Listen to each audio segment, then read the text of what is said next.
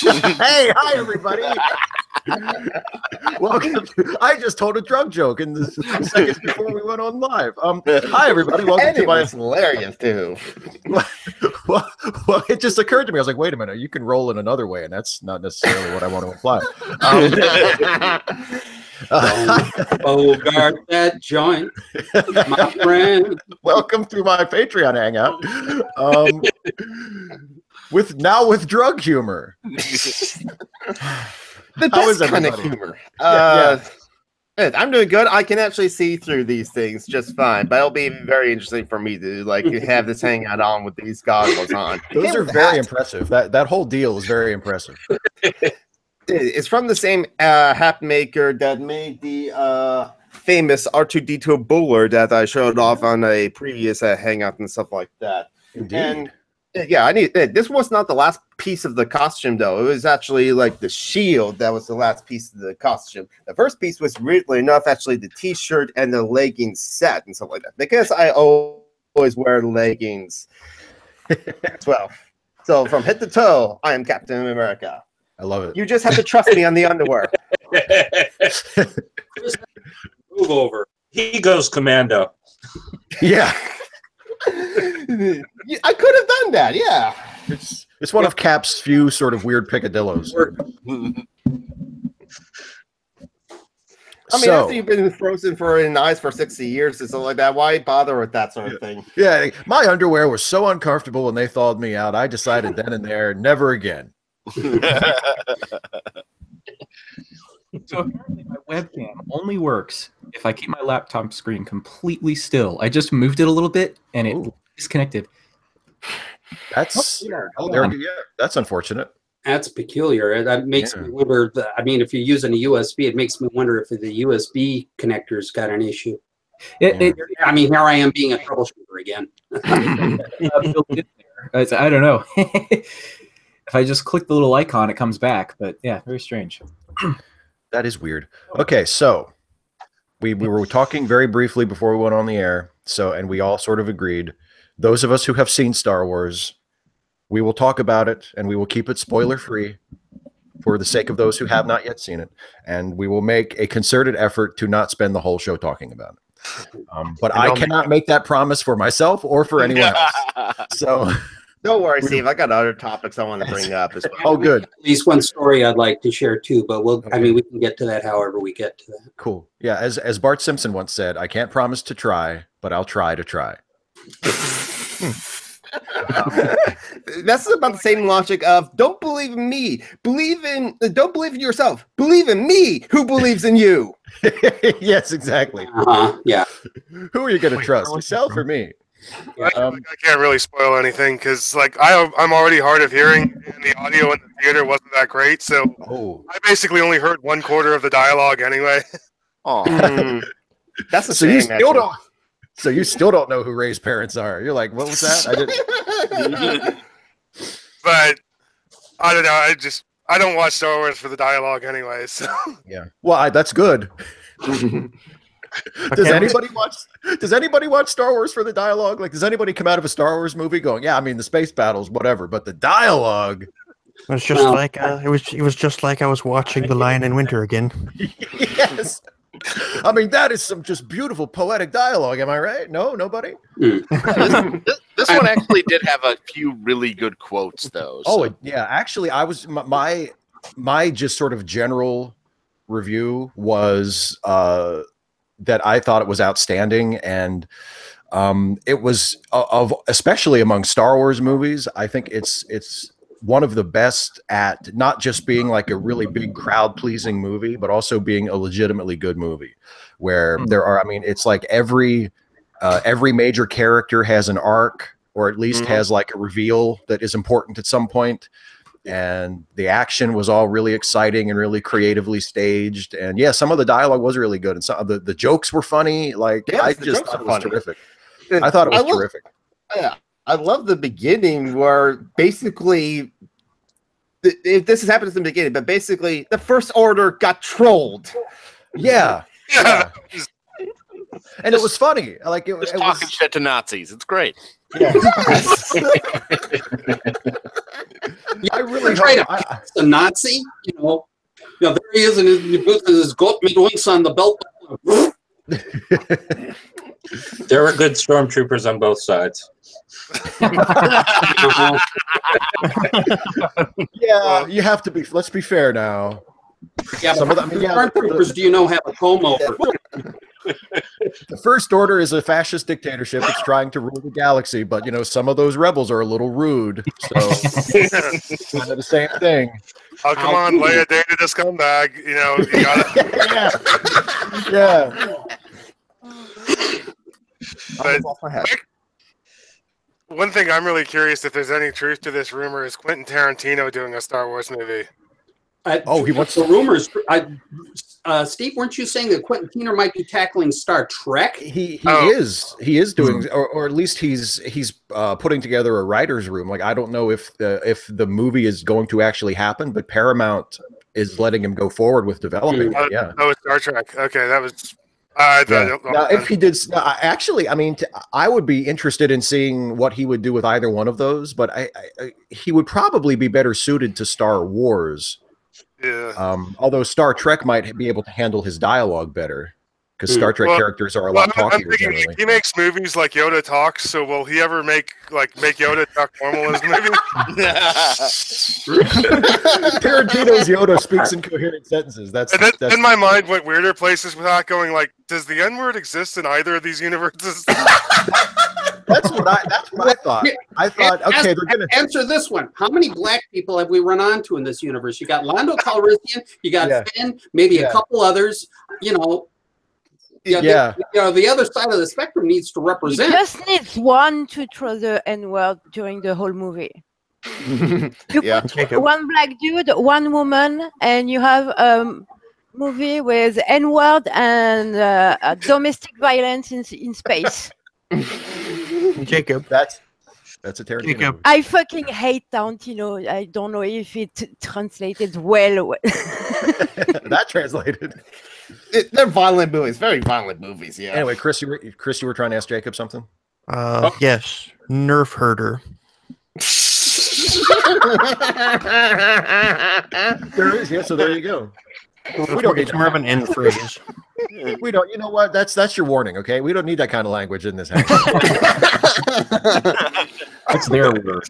That's Scruffy looking. That was really good. You have no right to use that word. That's our word. Yeah. What do the Nerf herders think about this? Anyway. Yeah, but okay, and they are completely unrepresented in Star Wars. They're referred to as an insult, but do we ever actually see a Nerf herder? I mean, it just goes to show. A lot of Gondarks either. No. Yeah. Maybe. For all you know, Nerf herders are really good at passing. Yeah. You've known lots of Nerf herders, my friend. You just didn't know it because they didn't trust you enough to tell you. There is segregation in the Star Wars universe. Remember that bar at Mos Eisley? We don't serve their kind here. The droids, they have to wait outside. Yeah, exactly. Oh, the droids. One of the nice surprises, and this, I mean, it's a very, very minor spoiler that won't really ruin anything, but it was nice to see finally someone in a Star Wars movie use the term parsec properly. Mm-hmm. Someone refers to parsec as a unit of distance, and I was like, yeah, take that, Lucas. Yeah, like 3.26 light years. Yeah. Someone says we're such and such so many parsecs from wherever they were going, and I was like, oh, they used it correctly. And otherwise, the Kessel Run is just a very obscure traveling salesman algorithm problem. Exactly. How much territory can you cover in the least amount of distance? That's what he was talking about. I always liked the idea that Han Solo was just messing with the Rube boy, and that's probably the best in-universe explanation, that Han was he assumed that they wouldn't know what he was talking about. Mm-hmm. After all, it looks like a big hunk of junk as well. But the Empire hates it. Yeah. There were a lot of in The Last Jedi. There were a lot of cute little in-jokes that to me were hilarious, like the trash can bit with BB-8. that just had me about to die. But they were done in such a way that like it wouldn't be distracting if you didn't get it, you know, which is a good way to do an in joke. It doesn't like stop everything dead if you're not in on the joke. Everything moves ahead, but if you get it, you're like, oh my god, that's funny, you know. Yeah, maintain continuity.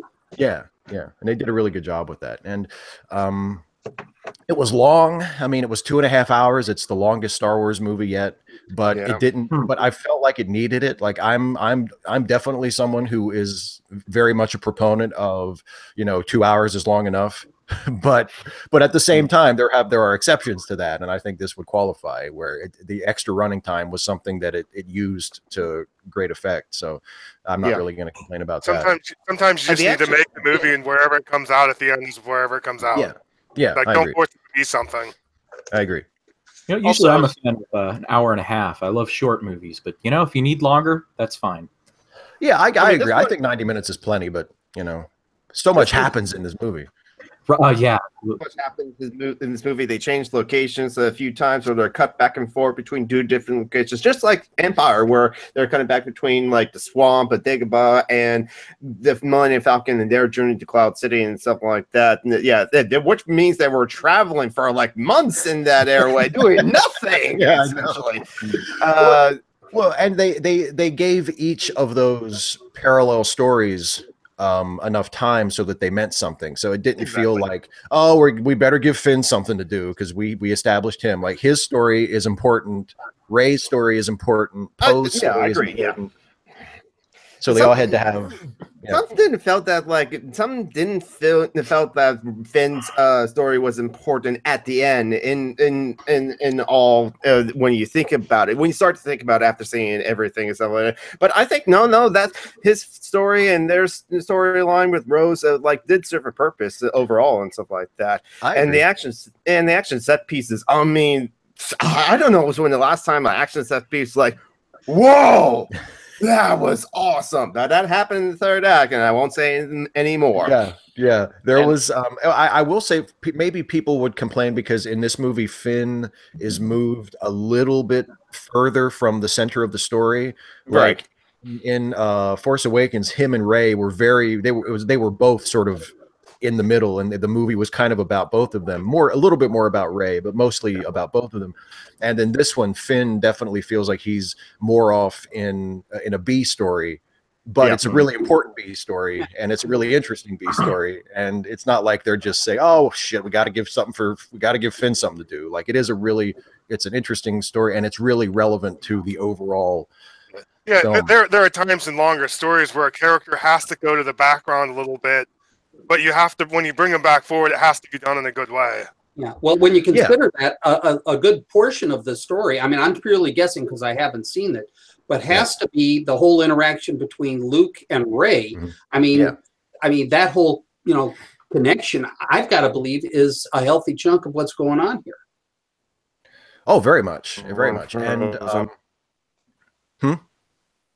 what was that? Oh, I don't know. But yeah, and the nice thing about the Luke and Rey stuff is that it functions for Luke and Rey. You know what I mean? Like Luke is very much in the sort of supporting role, you know, to support Rey's story, but Luke also has his own character arc that he goes through. Like that was the thing that really impressed me about the whole movie, is that every major character has their own private story that they go through from beginning to end, so that they all when they wind up at the end of the film, they're either a little different, or we at least know a little bit more about them than we knew at the beginning, and that's a really impressive piece of writing. So in other words, the story editors actually did their job, as opposed to what was going on with a certain DC that shall remain nameless.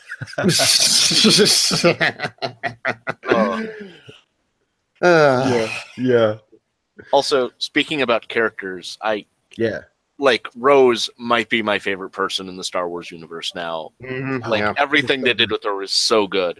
Oh yeah. I thought it was so well done too, and just like we just know enough when we first meet her with the visual language that they use in the film, just like quick little references to things like that. Oh, okay, wow. So yeah, and and more representation as well. I was kind of like knows that in the back of my head. I thought, wow, if people were complaining about the representation in The Force Awakens, look at all the WOMs in here, look at the black people in here. They're like, they're gonna really complain about this one because there are a lot more WOMs in this movie. I don't know this and stuff like that, and key roles.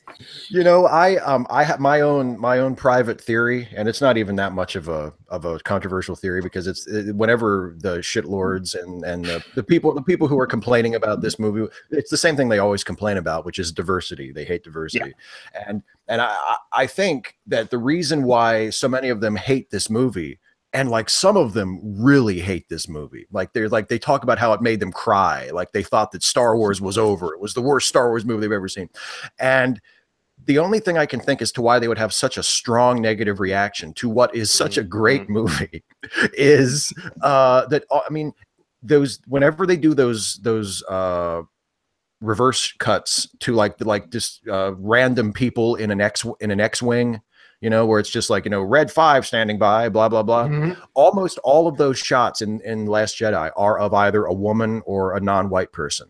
Yeah. And I noticed that, and I thought that was good. I thought, oh, cool, great. You know, like more like we were saying, like more representation. Like the galaxy is a big place. Lots of different people live here, you know, or like an alien. You know, there were a couple white guys in there, but it was mostly a woman, a person of color, or like an alien. Yeah. And I thought, oh, that's really cool. And I feel like that's the sort of shit that the people who are complaining really rebel against, because what that does is that tells you, hey, this is just the way it is. Like these different types of people are all here and nobody has a problem with it. We're all on the same team. We're all fighting together, you know, and there's nothing you can do about it. You racist little bastard. Like there's nothing you can do about it. Didn't they also introduce a black BB unit? Yeah. Yes, they did. And he was evil. Just goes to he was evil, which just goes to show that the people who made this movie are racist. Oh, why does the black droid have to be the evil one? Speaking of which, one of the previews for the movies I saw was for Rampage, but the Gorillas type character is an albino, so I'm like, he's just going to get arrested. Oh my god. Yeah, some people noticed that for the trailers before the movie, some people saw the trailers for Alita Battle Angel and stuff like that, and I was like, no, I didn't see the trailer when I saw the movie, but I agree with that person. My God, those eyes! They see into your soul. The eyes are kind of big, yeah. It's like also that's what anime eyes would look like in real life. Yeah, pretty much, yeah.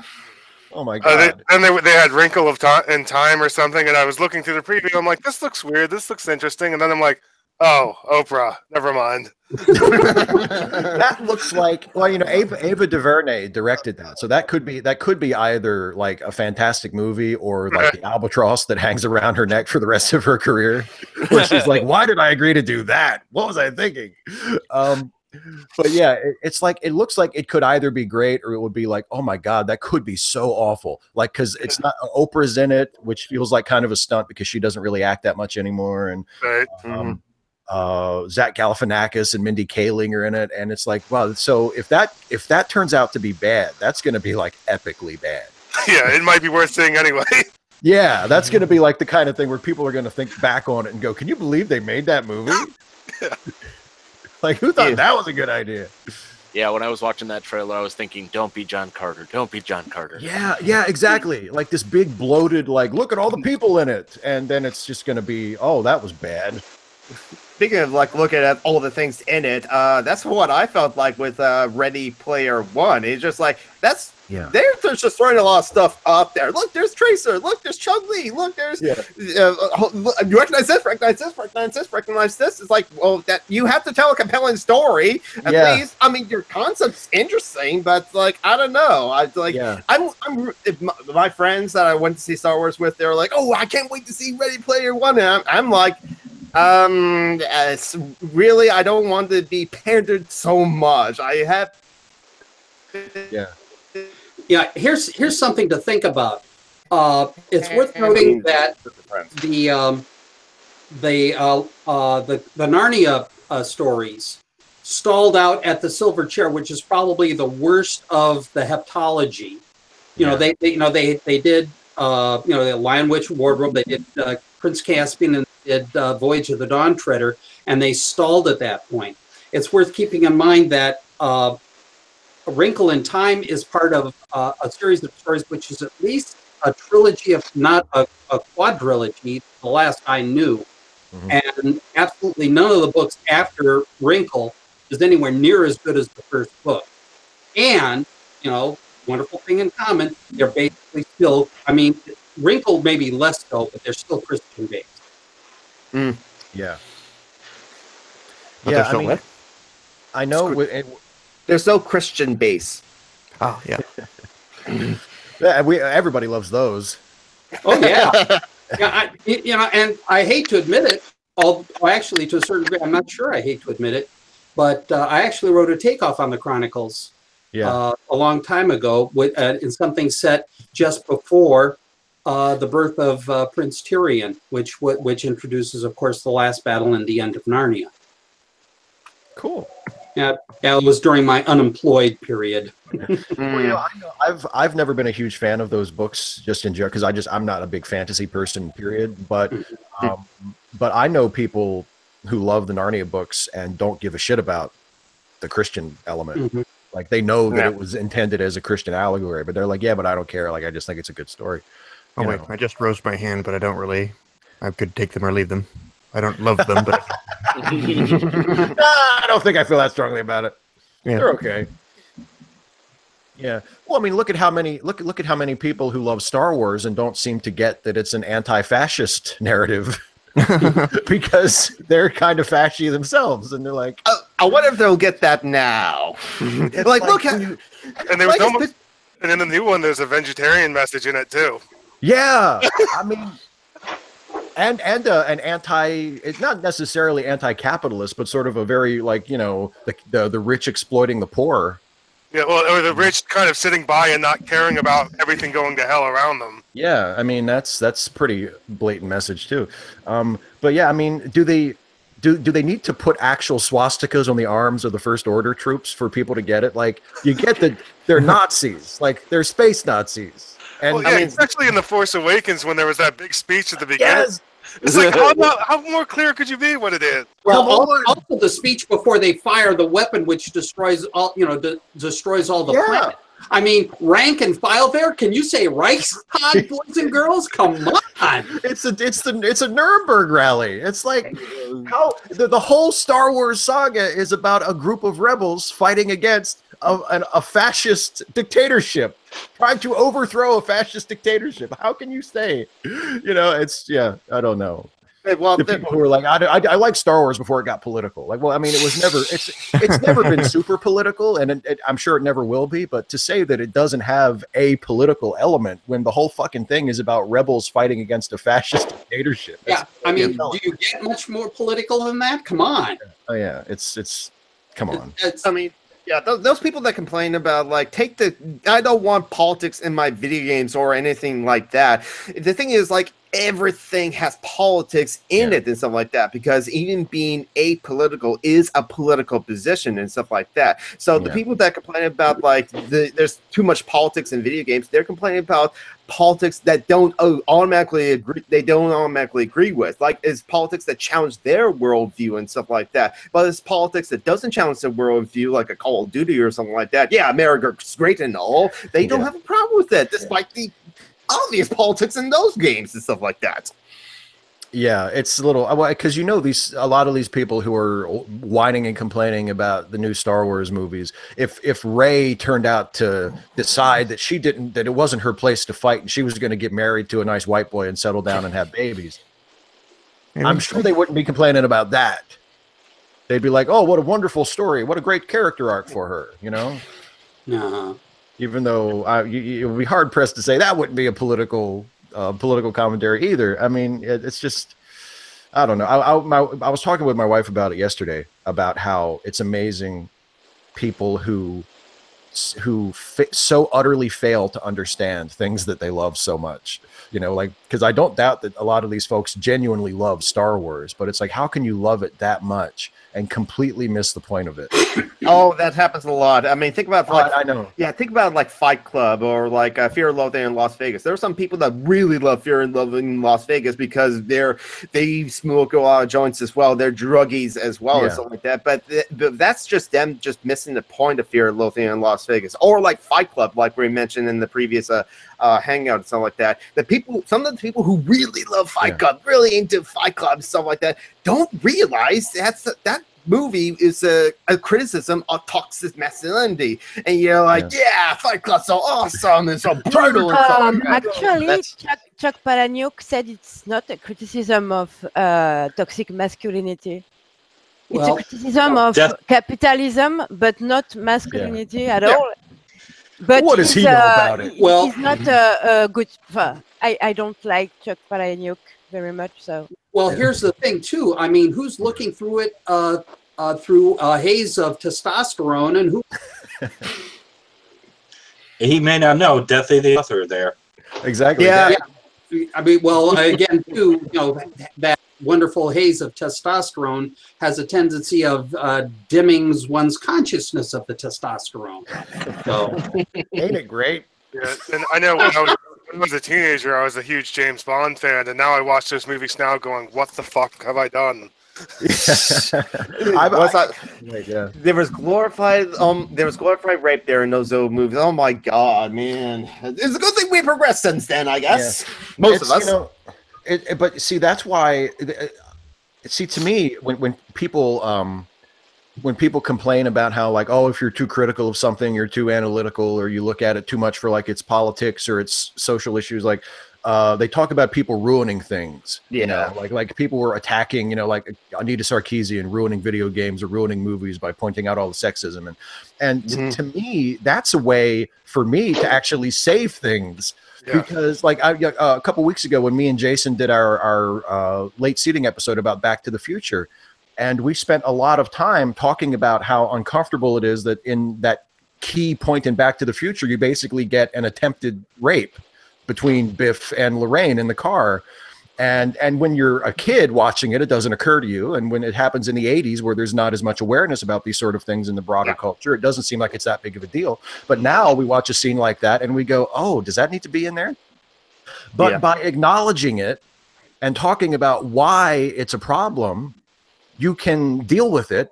And then you can also say, but there are also strengths in the movie and there are also good parts. And instead of writing the whole movie off, you can acknowledge its shortcomings and acknowledge its problems and go, yeah, but I still like this movie. And even though I have that being said, the rape is not glorified in Back to the Future. It's it's treated very lightly. Sorry. Yeah. But it's not glorified, unlike in the James Bond movies. That's true. Yeah, it's not glorified. It's used as a plot device. It has a place in there too, which is a shitty thing to do because, we get it. It has been done way too many times, but it's not as bad as in the James Bond movies, in my opinion. Yeah, I agree with that. The thing is, it has a place in there too because it gives Marty's father the opportunity to go in there and not just for a loop, which establishes the entire change in the timeline. And what do you think about it? Back to the Future 2 kind of like foretell the future because President Biff in Back to the Future 2, think of our current president. Yeah, exactly. Boy. I remember, wasn't there after Trump got elected or after Trump got inaugurated, didn't somebody Photoshop like the sports almanac in his pocket? I thought that was hilarious. Surprised me. He's like, now we know how to automatic. He was supposed to be Donald Trump. He was supposed to be Donald Trump, according to Zemeckis. That makes total sense to me. Yeah. Robert Zemeckis is he spent the entire last year just bawling in his room, sobbing softly into his hands. I warned you people, why don't you take my movie seriously? Your impression of angry Robert Zemeckis was just amazing. Oh, thank you. It made me laugh so much. That was so much fun to do, and that was like we never Jason's planned. love is so amazing too. So I love your podcast. Oh, thank you. I love doing it. Oh, wait, I remember that. Yeah, I've been listening back through the backlog of your podcast, and like I came to the episode of Metropolis, and I was like, it was interesting to hear Jason you like make fun of Metropolis, but then Jason said, "Listen, I'm going to make fun of every movie and stuff like that." But I'm glad to see that both of you enjoy, because I saw the Fritz Lang classic Metropolis. I saw the '80s version, so I saw it with like the digital color grading and the soundtrack, and yeah, me and my brothers were thinking 80s soundtrack. Well, there was Top Gun and Lady Hawk with like the Top Gun soundtrack worked, but the Lady Hawk soundtrack's very inappropriate for that movie, but so classic at the time. So we were dreading an 80s soundtrack to a classic silent movie and stuff like that. Weirdly enough, though, believe it or not, songs,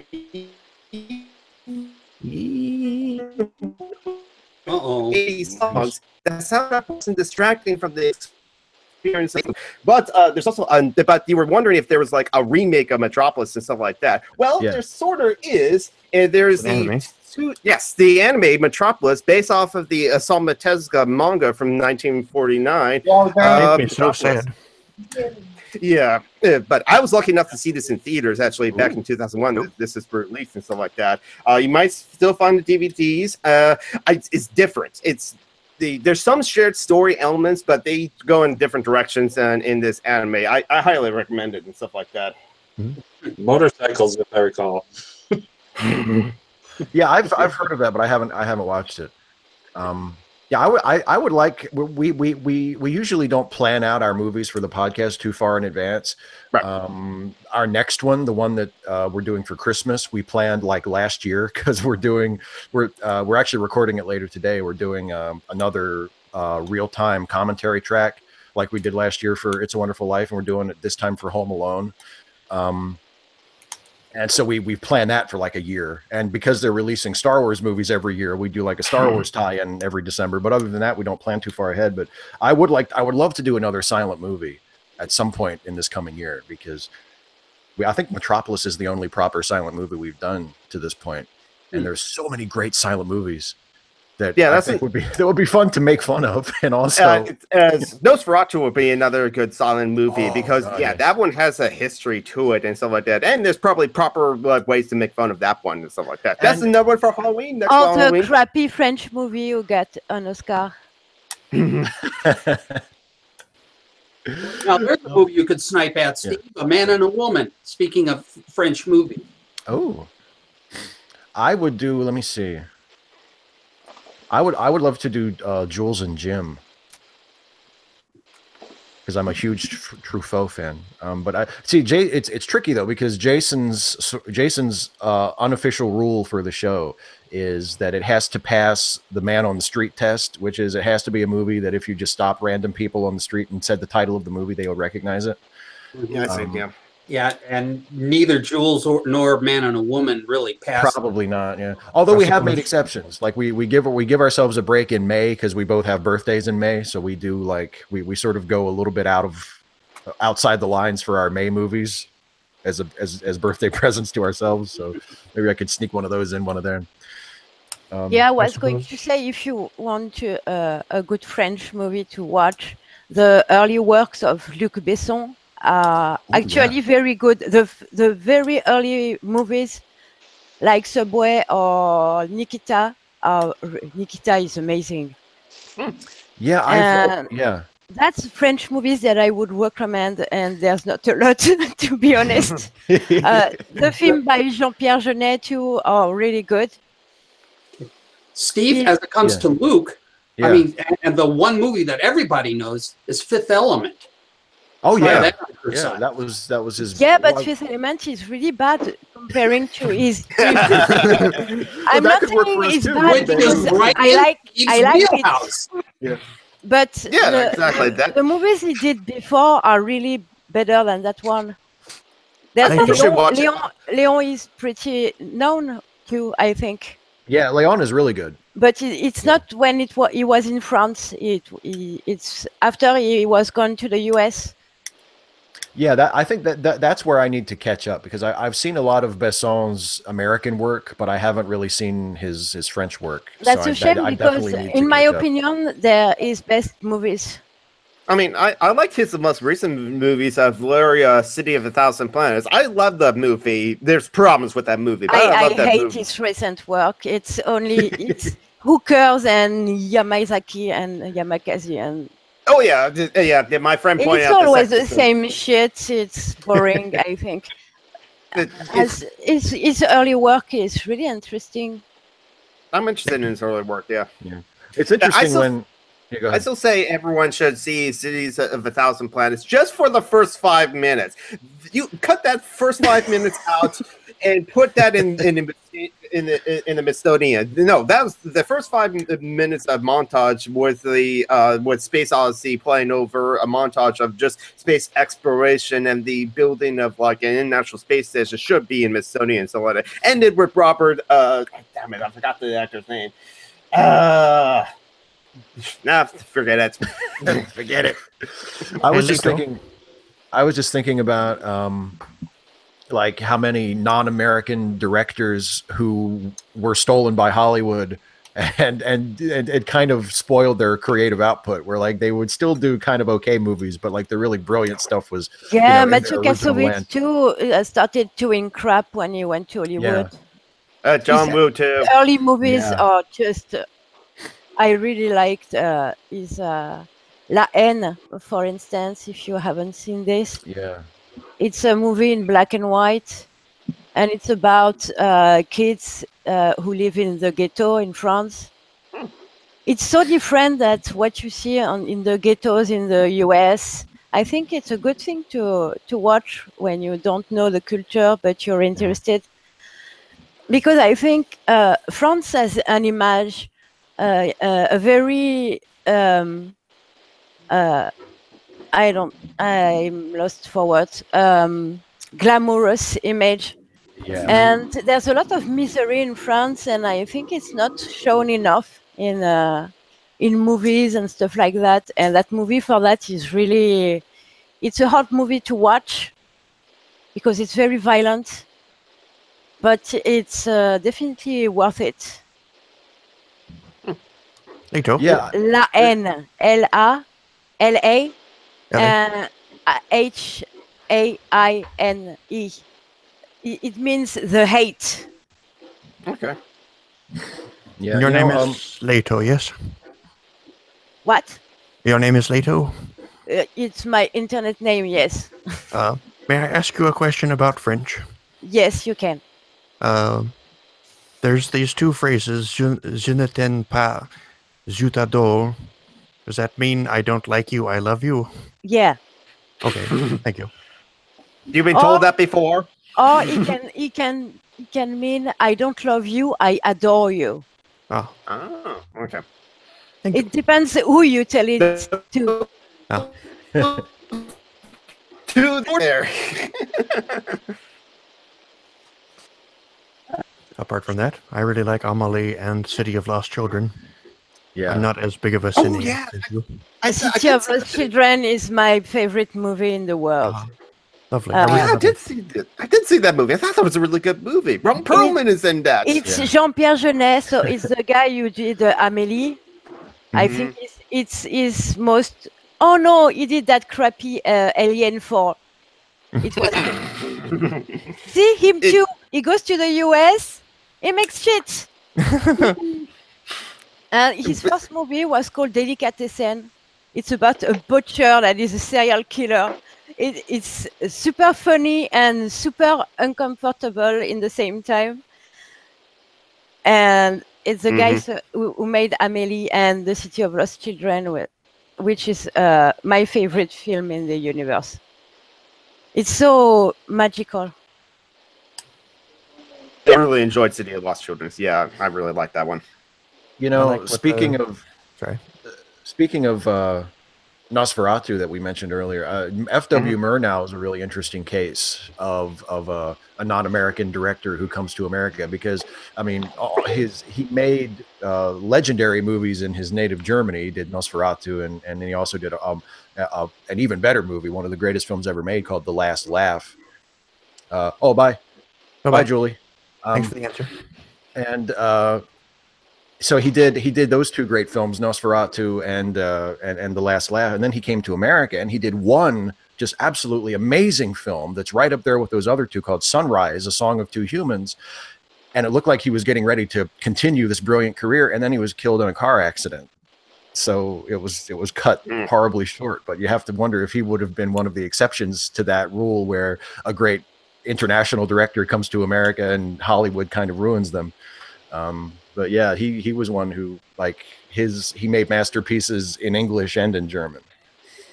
Yeah, it's sometimes unfortunate when you like see a director's work and then you learn that they pass away. I mean, for me, it was like the director Satoshi Kon, as he did Perfect Blue, Millennium Actress, Tokyo Godfathers, and Paprika that I already mentioned before. Yeah, is now some of his work has been like a release here in America after his death, like Dark Horse. Sorry, I bumped my microphone. To release a couple of like the mangas that he worked on. Like he worked on a manga with Mamoru Oshii called Seraphim Wings. There's a bunch of numbers at the end of it and stuff like that. But Satoshi Kon just did the art. Mamoru Oshii wrote the story. You can tell that Mamoru Oshii wrote the story because there's a basset hound in there. But also, Dark Horse released Opus, the first work that Satoshi Kon did, a manga, and it's very true to like Satoshi Kon's form, because it's about a manga artist who basically decides to kill off this main character. And let's see if I can find the frame in here. And the main character decides to like jump out of the comic book and said, "You dare try to kill me off," and pull the comic book artist into the manga. Very meta. That's pretty cool. And what is it? What is it? I like the with Perfect Blue, and like the director of Perfect Blue and the other ones you mentioned. One of his signatures is he's really good with. I don't know what the term is. Like you cut from one shot to another, and you have the action that's going on in one scene continue on in the next scene, although it's a different thing. Transitions cuts or stuff like that, I believe. Like a match cut, something like that. Yeah. He every frame is a painting. The YouTube series, which the YouTube series is like ended. He's not going to make any more new episodes of every frame's a painting, but it's fine because his old episodes are still up. He did do an episode on Satoshi Kon, and he covered that how Satoshi Kon was such a master and such brilliant creative genius of those kind of cuts and stuff like that, where they do the kind of matching shots, but it's like almost in different contexts to the next scene and stuff like that. And that YouTube video made me appreciate Satoshi Kon more, which makes it all the more sad, dude, that he died at the age of 45. He was in the middle of Dream Machines. He was in the middle of a project at Madhouse where what if robots decide to dream and stuff like that. I want to see a world that Satoshi Kon makes of a robots decide to dream and stuff like that. That would be really interesting. But fortunately, he died. Yeah. By the way, is that an Okinawan bow in your background? Yes, it is a bow. Yes, it is a bow staff. It's a 6-foot official bow staff. I can show it off. Yes, I also got swords over there in the corner, and I got size. Might as well show it off. I did it on Chrissy Winter's Patreon Hangout. So hold on. Yeah, take your shield off. Keep myself too. It's an official bow staff. And do you know the secret art of the sombrero? Okay, this is going to be good. He has weapons. He has size. And he has goggles. Yes. But is the bow tapered down from the center? I was going to ask that. Out to the ends. That's what distinguishes it from. I didn't know that. The ones you normally see in an Okinawan bow. So yes, this is I believe it's made out of ash. I just know that it's made in China. My dad actually does teaches Kujitsu style karate at a mixed martial arts school. They used to be like a karate school, but they got other teachers that teach other different disciplines of martial arts. So they rebranded their school as a mixed martial arts school. So he 6 elements, stuff like that, and so I was at a raffle at their picnic I bought raffle tickets at their picnic. This was one of the raffle items. So I got a bow staff. I got a practice katana, just plastic. And then I got, it was just actually at the Christmas dinner, I got a pair of sais. I actually won children's size at the Christmas dinner because we got like juniors that like go to the school and stuff like that. But my dad decided to trade the children's size for actual adult size. And yep, they're real size. I can actually use them to cosplay as Raphael as I want, or just make 3 precise holes in the ground as which the size are intended to do. And it's kind of like also the one weapon that can at least thwart the legendary katana, because you can, I believe you just like catch the sword in here in that section and stuff like that, and like do that to break the katana and stuff like that.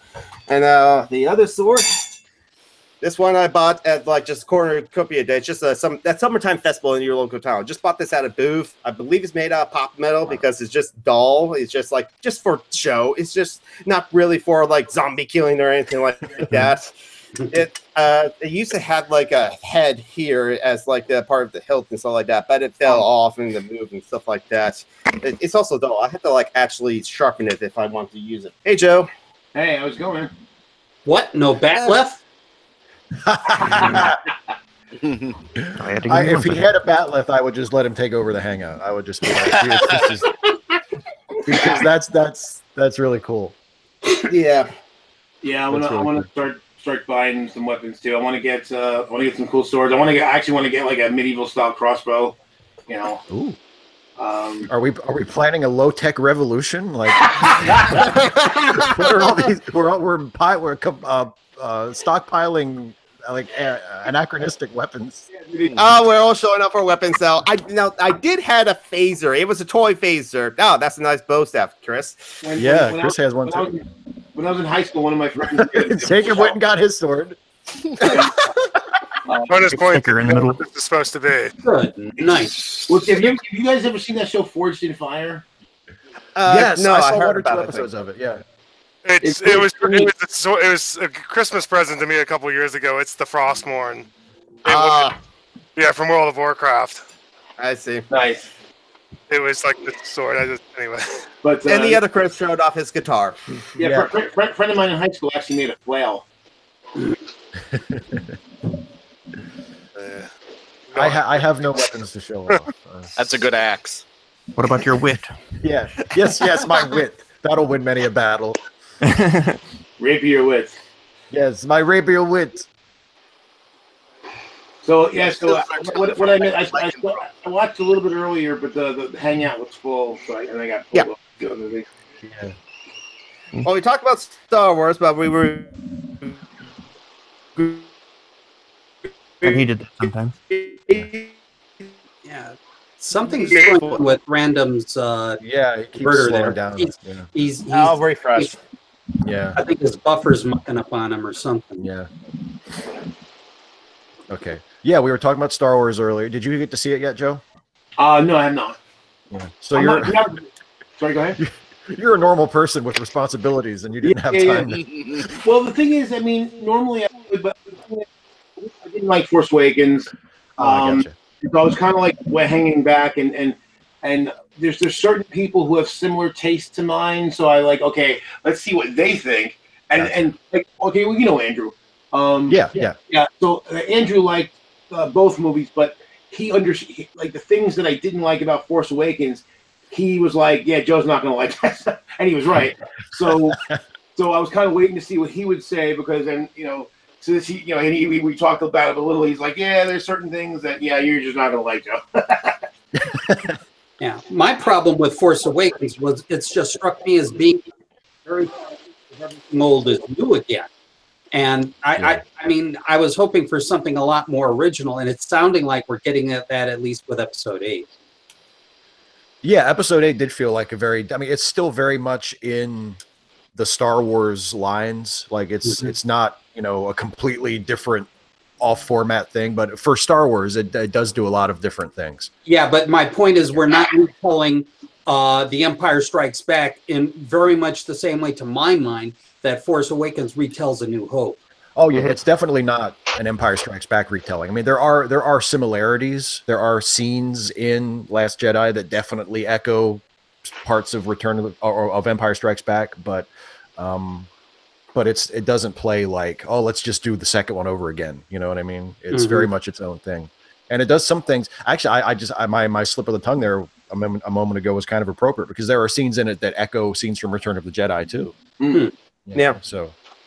And actually, the Nostalgia Critic review of Force Awakens had a good point in that Disney was taking over the franchise, and so they needed to show that they could be faithful and all that sort of thing. That's why they echoed it so much. At least that seems like a good explanation. See, the only thing is for me is like, to me, that's not the way to show that you're faithful, though. The way you're faithful is you get to feel, but without being. I mean, you have obviously you're connected. It's a tough line to be connected without being derivative. Yeah.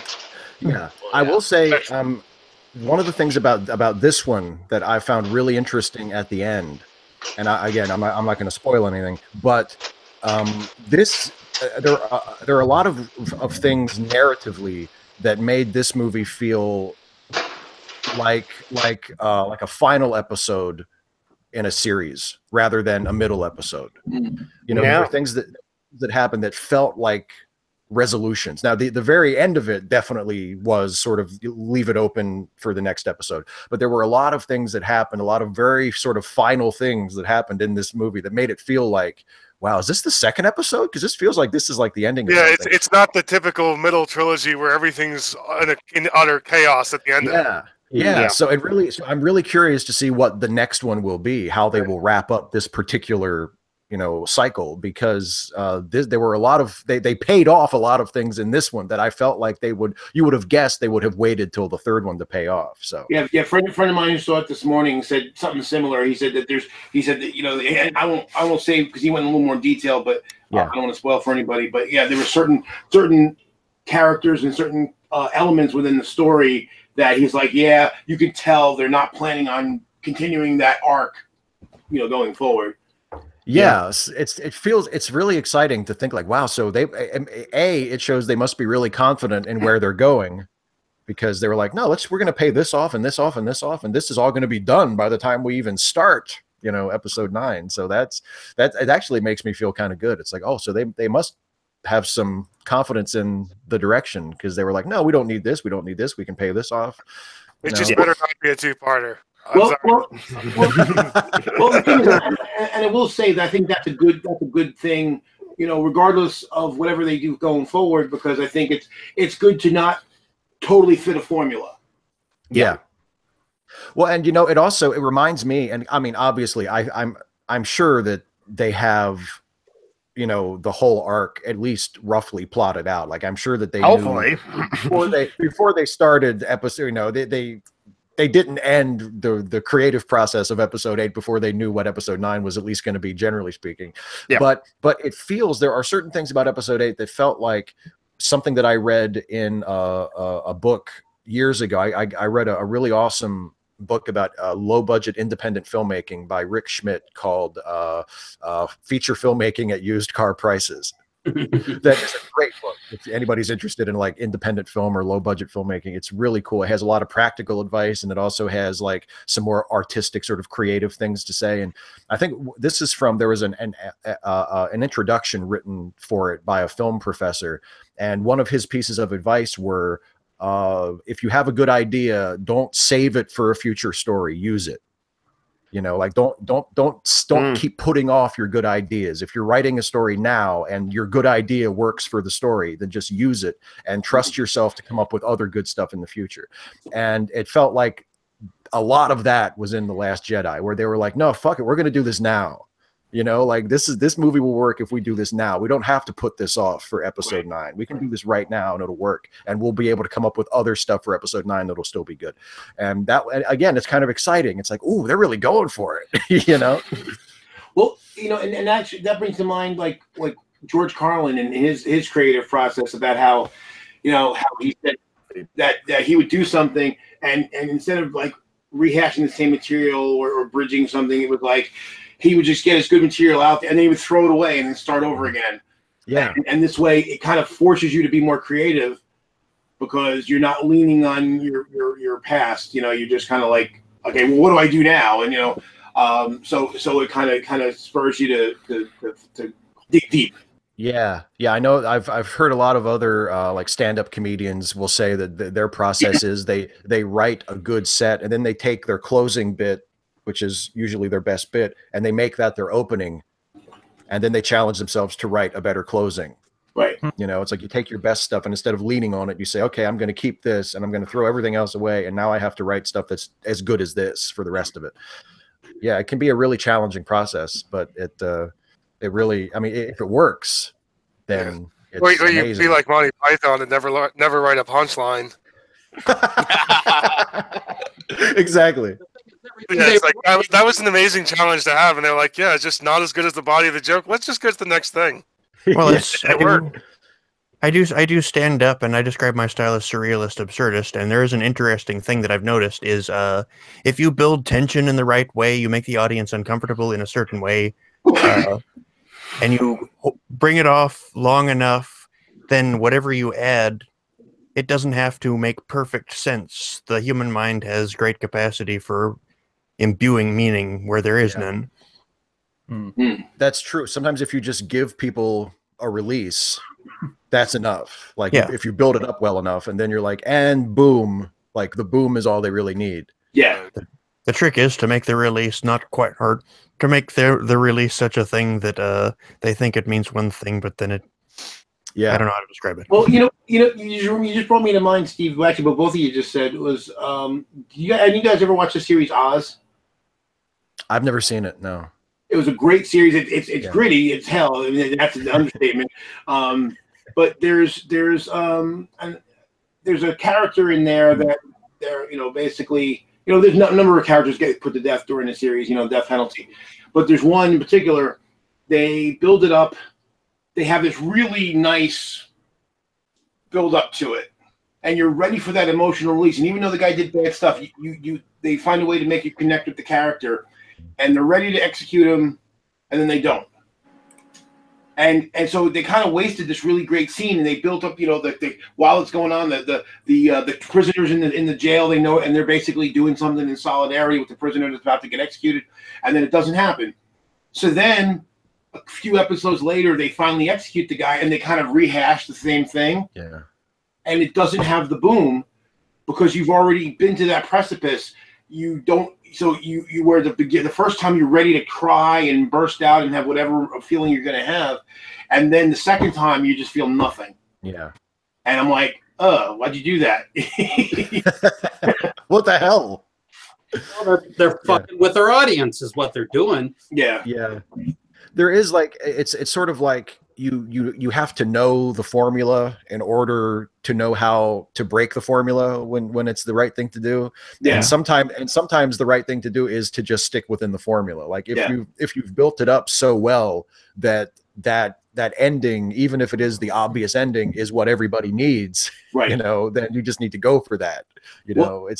Yeah. And part of the problem is Tom Fontana was kind of an arrogant jerk. And I actually talked to Ernie. I actually ran into Ernie Hudson at one of the Gen Con one year. Oh yeah. And I was telling him he was in the series, and his character was one of the. He made it to the next to last episode.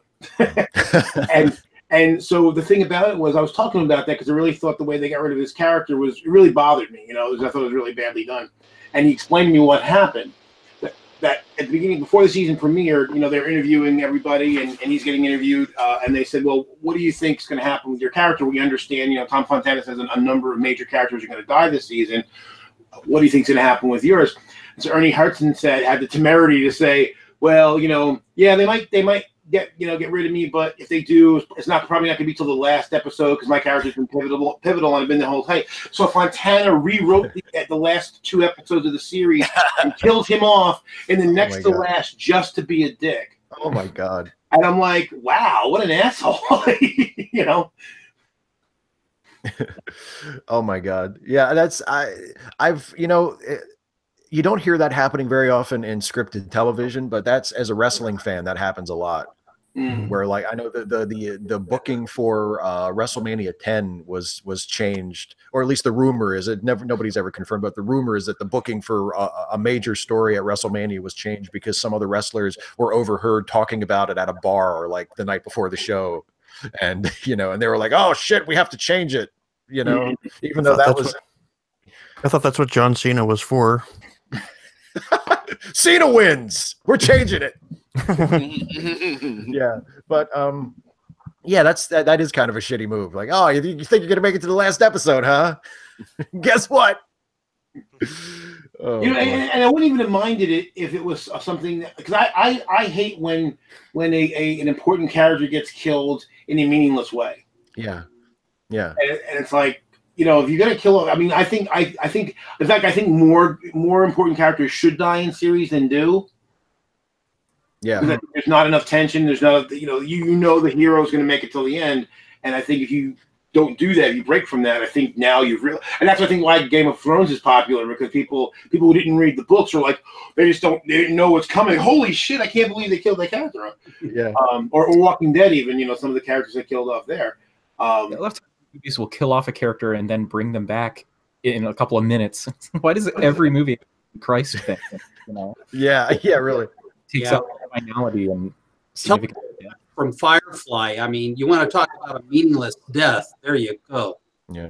Well, I think they a lot of that is picked up from comics, because so much, like, there's so many properties now, like Walking Dead is a great example, that are adapted from comics. But with superhero comics, like, death is meaningless. Like, you kill somebody and then they're back, even if they stay dead for years. Well, they're not. He's coming back eventually. Right. Right. And it kind of like I've always said, like, if I ever got my 3 wishes, if my genie ever gave me my 3 wishes, and one of them was I want to run a comic book company, like, the first rule I lay down on my first day is like a moratorium on bringing back dead characters. Oh, yeah. I'll say to all my writers, like, okay, you have so many months. If there's anybody you really want who's dead, then you need to bring him back now. Because after that, if you kill somebody, they stay dead for as long as I'm here. Like, nice. Because it kind of ruins it. Like, you build up that big moment of, oh God, I can't believe they killed them off, and then, oh hell, here they are. Well, that's why in Family Guy, I was really pissed that I don't watch the show, or I used to way back, but like when they killed off not Stewie, the dog, Brian. Yeah, Ryan. That was a beautiful death. Thing they did. That was amazing TV. That was one of the best TV deaths I think ever. Yeah. Have they ever handled it? And then they bring him back because fans are mad. And I'm like, no, you guys don't understand. I was reading the script books for Babylon 5, and when the guy who played Lord Rifa was killed off, when the actor read the script, he went to Joe Straczynski and he was like, dude, what did I do wrong? Why are you killing me? I could act better. I could do something. And Straczynski said, no, you don't understand. We're killing you because you are good. You're significant enough to bother killing. Right. If you were a nothing character, would be no point in killing you. You'd be a red shirt and no one would care. Exactly. But because you're a significant character that people they maybe they love you, love to hate you, whatever, but you matter. So we can build an episode around you. It's not like the Warren Keffer character who nobody liked and they just killed him as an afterthought on purpose in season 2. And JMS himself said he didn't want Keffer in there. Right. He was told to put him in there, and he put him in there for all of one season. And yeah, he did his thing in that he showed that, oh geez, here we go. We got the shadow vessels here. I'm being targeted. Poof. Yeah. Has any superhero comic or anywhere else used that expectation of resurrection to but subverted it so that you don't get the character back? It never is the character, and it never becomes the character in any way. It's just like their body used just to fuck with the person, the people who cared about that person. I'll tell you what, Sheridan's wife is a bit like that at the end of the 3rd season. I mean, because Sheridan thinks he's got his wife back, except that she's been through the shadow vessel thing, and like they say, you never come out the same way. And and John himself doesn't buy it, not quite from letter A, but I mean, he, just there's a wrong note there, and he's sort of maybe not quite the last one to see it, but he, the point is he sees it, right, and he acts on it. They kind of use that when they in Buffy the Vampire Slayer, when Buffy's mom dies, and then there's that episode where Dawn tries to bring her back, and they build it up to the last moment, and then Dawn is convinced not to go through with it.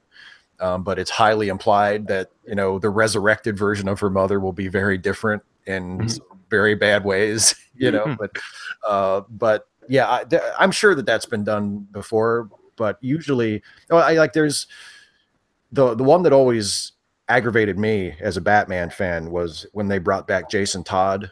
It was about 10 years ago, because for so long Jason Todd was like the DC version of Bucky, where it's like, okay, he's the one who's going to stay dead because his death had meaning for the character. And when Batman lost Robin, that was like a big creative turning point for the character.